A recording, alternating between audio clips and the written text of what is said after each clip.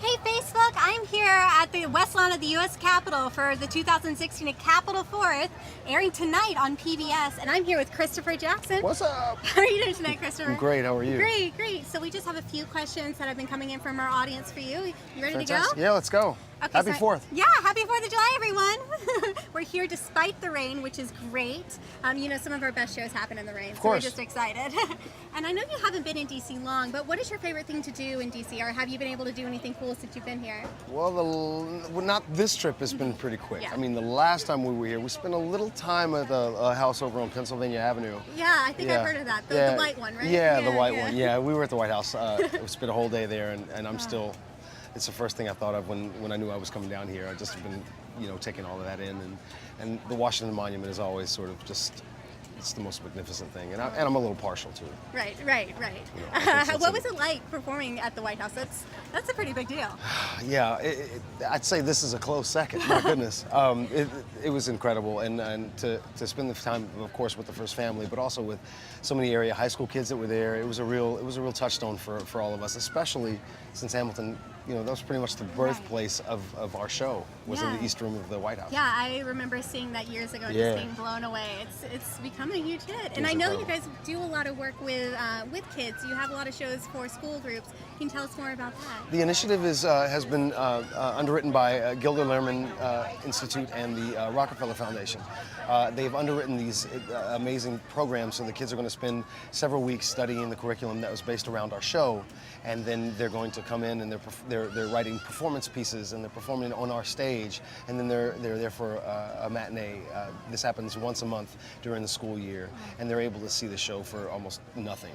And it's an incredible partnership, and it's really making a difference, and it's quickly become one of our favorite shows of the run. To perform on a Broadway stage must be like a once-in-a-lifetime experience. Oh, for them. absolutely. Oh, I Absolutely. It's cannot pretty imagine. incredible. Yeah. And speaking on Hamilton, I know it's so. It's bringing history to a lot of kids. Did you Yeah. ever expect it to become this huge phenomenon it is, to open Oh. doors to interest in learning history? I knew it was going to be awesome because Lynn was writing it, Right. and I was fortunate enough to be a part of it from the very beginning. And anything he touches is always going to be fun, and because he's just brilliant. Yeah. But the collection of artists that we have, and the direction that it's gone, and everyone that has put their everything into it is, and the fact that it's been received as well as it has, it's amazing. I just Once feel in a like lifetime kind of it's thing. breaking so many boundaries. It's opening up new doors, especially with like the Ham for Ham shows, which is Oh, something sure. that just hadn't been done before. Yeah. But it's such a wonderful and giving thing for you guys. That thing came about because we wanted people to feel like, whether they got to see the show or not, that they could walk away with something special, and we in turn get to experience that on the other side of it. It's really fantastic. And here in DC, we're pretty partial to George Washington. What is it like playing the ultimate founding father? It's a complicated experience, but it's incredibly gratifying, and it's incredibly fulfilling, and it's one of those things that empties you out and fills you right back up. He's an incredible man. He's an incredible man. And I know you got a chance to go to Mount Vernon. I did, and I'm hoping to get back there before my run is over with. I just again, it's become a touchstone for me. Oh, that's wonderful. Yeah. And here we are now at the 4th of July at the U.S. Capitol.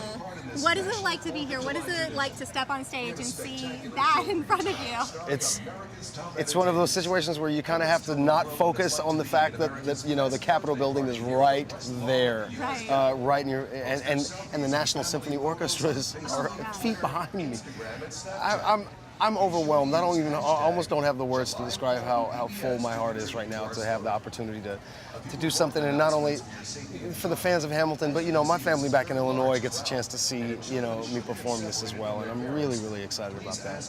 And I know you're here with your family. I Did am. they get to do anything fun at DC? We haven't been able to see each other very often because of our schedule. It's just been nuts. I'm So sure. we just spent the day together, and just rolling around and being silly and doing what families do. I even managed to get a nap There you go. That's in important. preparation for tonight. Yeah. That's what every artist says. They the first thing they do when they get here is take a nap. Yeah, you Just kind of stop have to. for a second. Well, but it's such an overwhelming thing because everywhere you look, you're seeing some sort of landmark or monument that you've grown up it's always been in your in your mind's eye or in your textbook. So there's a lot of sensory overload that happens in Washington sure. D.C. Yeah, absolutely. And being the 4th of July, do you have any 4th of July traditions? Did you do anything growing up? We always went to the local municipal airport where that's where our fireworks show was every year. So we'd all tailgate and all the kids would run around and chase fireflies and that you sounds know, throw idyllic. poppers and everything. Yeah, it kind of was for quite a while. That's a lot of time. Wonderful. What happened. Very nostalgic, I'm Yeah, sure. very much so. Very much so. And I think we have time for one more question. Sure. And it's a question everyone wants to know. Okay. Yes. Whose music are you listening to like now? Who's your most played on your playlist right now? Dovey Diggs and Clipping. Oh, it's so good. Chance the Rapper I'm listening to a lot. I've been listening to the Gap Band a lot, and it's after that a lot of podcasts and a lot of shuffles. I've really kind of gone all in with the historical perspective. The new podcast from Radio Lab, More Perfect. Yeah, I love that. It's just, you know, Malcolm Gladwell's new podcast. I've been listening to Two Dope Queens. I've been listening to, of course, anything that Radio Lab puts out. I kind of mix back and forth because I spend a lot of time driving back and forth to the city from where I live, Right. and I just double down on all the history stuff, all the things that kind of keep the mind going toward what I'm doing at night. It's pretty That's incredible. wonderful. Yeah. So that's what you do to prepare. You kind of get in the mindset. Kind of stay in the mindset. I mean, I always have my head in a book as well. Like Right. I'm finishing up Joseph Ellis's biography of Washington, Right. His Excellency, and it's an incredible book. And I'm sure that gives you more perspective going into the character. Constantly, each night. constantly. That's Really wonderful. helps, yeah. Well, thank you so much for taking you time to very stop much. and talk to us. Everyone, tune in. Less than an hour, we will be live on PBS for Capitol 4th, and also, for the first time ever, we're streaming live on Facebook. So What? if you don't have TV, tune in on Facebook. Get we're already it there. now. Bye, everyone. Thank you.